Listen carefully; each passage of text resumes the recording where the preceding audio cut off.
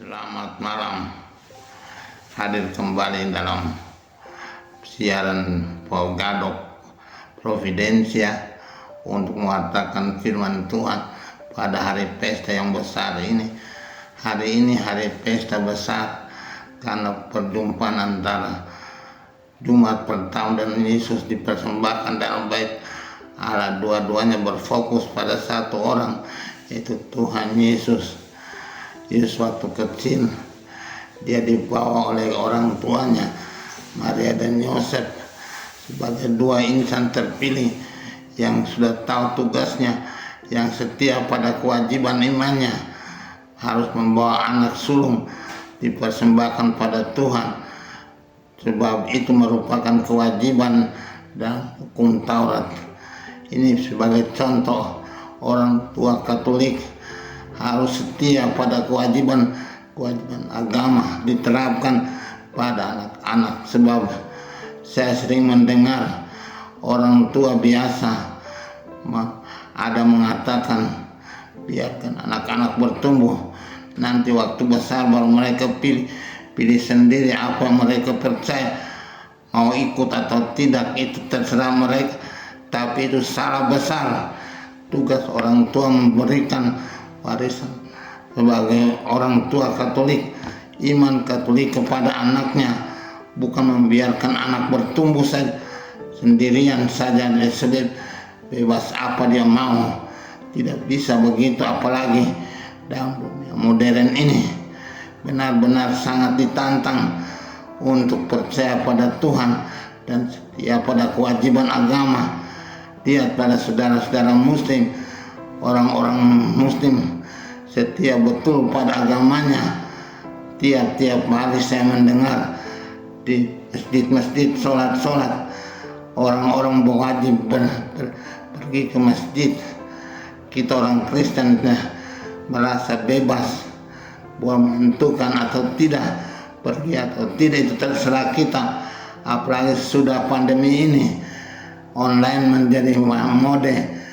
Lebih gampang untuk online saja daripada ke gereja. Tapi mohon kembali pada Tuhan dalam iman percaya kita. Hari ini kita melihat contoh dari Maria dan Yosef, dua orang yang terpilih dalam rencana Tuhan. Tapi pilihan itu tidak membuat mereka makin jauh dari Tuhan, malah mereka setia dalam kewajiban berimannya. Mereka membawa Yesus yang kecil sebagai anak sulung dalam rumah tangga itu untuk dipersembahkan dalam bait Allah. Hari ini dirayakan pestanya, disebut pesta iman, pesta cahaya. Hari ini pembaruan kaul dari para biarawan biarawati di Roma biasanya berkumpul. Biarawan-biarawati sekitar 5.000 orang bersama paus dan melakukan prosesi dengan lilin-lilin. Umat hari ini di gereja-gereja paroki biasa memberkati lilin-lilin sebagai tanda iman dari Katolik untuk tetap setia dan berdoa kepada Tuhan. Ini sebagai kewajiban. Waktu mereka membawa anak Yesus ke dalam bait Allah, mereka disapa oleh dua orang tua di sana, Simeon wakil laki-laki dan Hana wakil perempuan, dua orang nabi yang sudah tua tapi bagus sekali. Mereka punya kesetiaan pada Tuhan, tetap pada Tuhan dalam imannya. Mereka betul-betul percaya pada Tuhan, maka wajib tetap setia pada Tuhan. Bahkan disebut di situ dalam Injil Lukas bab 2, mereka tidak pernah meninggalkan bait Allah, tetap berdoa dan berpuasa. Apalagi Hana.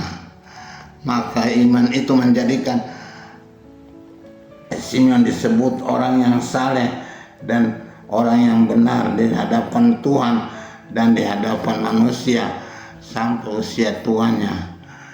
Waktu Yesus dibawa masuk, Simeon menatang anak-anak Yesus dalam tangannya dan mempersembahkan pada Tuhan dan mengatakan bahwa dia boleh berangkat, boleh meninggal karena sudah melihat Tuhan Yesus di tangannya. Dia berjanji kalau dia bisa menggendong Mesias itu, maka sudah waktunya dia berangkat menghadap Tuhan. Tuhan mengabulkan permohonannya dan dia hari itu menatang kanak-kanak Yesus di tangannya. Kita menatang kanak-kanak Yesus dalam hati kita, dalam Roh Kudus tiap-tiap saat Ekaristi.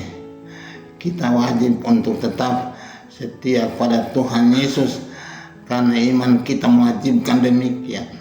Semoga kita tetap setia.